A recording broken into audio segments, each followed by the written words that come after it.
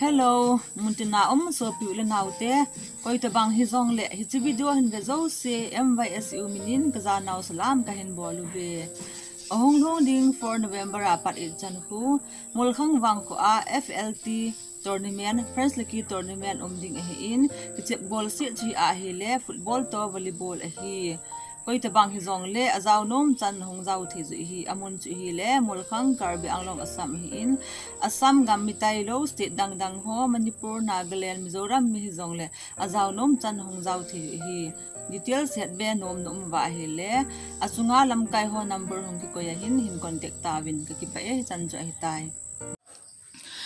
Hello muntina so pi ulenaute hi chu video hin be zo se MYC Moulkhang Jut Club minin kaza naw salam ka hin bolu ve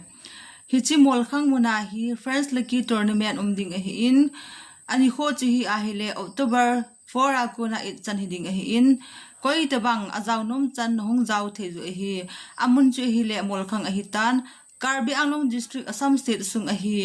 koi te bang hi jong le Karbi Anglong district Assam gam sung mitai lo Manipur Nagaland Mizoram mi jong le azaw nom chan hong zaw the ju hi kichep chu hi le volley le football bo hi ding a hi in koi te bang detail set be nom wa hi le achunga phone number hong ki koi lam kai ho phone number hong ki koya hi na contact the ju hi ka ki pa e chan chu a hi tai.